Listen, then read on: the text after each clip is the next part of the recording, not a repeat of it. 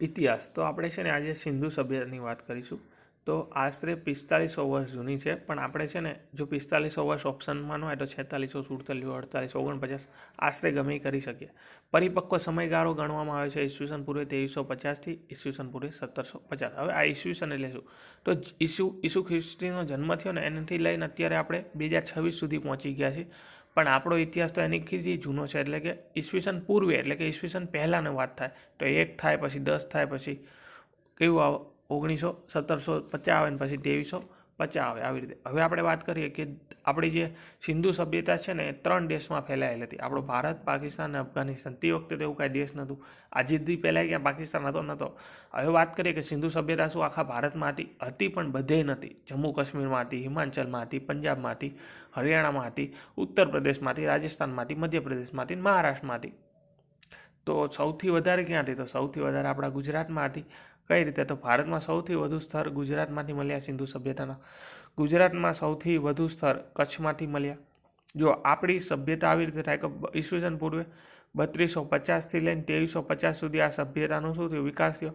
પછી વિકાસ થઈને એક સમયે 2350થી 1750 સુધી એકદમ શાંતિથી વિકાસમાં રહી. પછી 1500 આવતાનું પતન થઈ ગયું. હવે આપણે વાત કરીએ સૌથી પ્રથમ શોધાયું.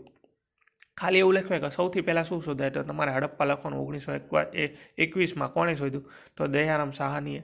અંગ્રેજ સરકારે આમને શોધ્યું ને એટલે આમને શું કીધું કે રાવ બહાદુરનો ખિતાબ આપ્યો આમને. એટલે તમને ડાયરેક્ટ એવું પૂછે કે રાવ બહાદુર સાહાની કોણે શોધ્યું હડપ્પા? તો રાવ બહાદુર સાહાની લખેલું હોય તો પણ તમે ધ્યાન દેજો. અથવા પૂછી જાય રાય બહાદુર સાહાની નીચેનામાંથી કોણ ઉપનામ છે? તો દયારામ સાહાનીનું. રાવ બહાદુર ખાલી લખ્યું. હાલમાં પાકિસ્તાનના પંજાબ, આપણે જેમ ભારતમાં પંજાબ છે ને થોડું ઘણું પંજાબ પાકિસ્તાનમાં પણ ગયેલું છે. એનું મોન્ટેગોરી જિલ્લો. કયો જિલ્લો? મોન્ટેગોરી જિલ્લો, હડપ્પા શહેર નજીક. તો અહીંયા હડપ્પા નામનું શહેર છે. એટલે જો સૌથી પ્રથમ શોધાણું તે વખતે પાકિસ્તાન હતું ને, પણ સૌથી પ્રથમ શોધાણું એવું યાદ રાખવાનું. નદી રાવી નદીના કિનારે આવેલું છે. તો આ પૂછાઈ ગયું PYQ DYSOમાં.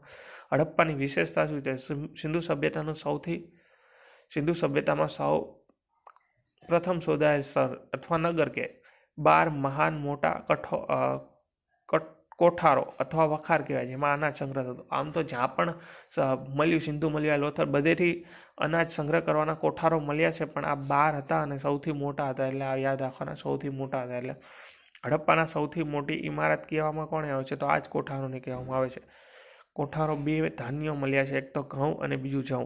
ઘઉં ફર્સ્ટ નંબર આવશે અને જવ સેકન્ડ નંબર આવશે સિંધુ સભ્યતામાં. એટલે વધારે વપરાશ ઘઉંનો થતો, પછી સેકન્ડ નંબરે જવનો થતો. માથા વગરની દફન વિધિના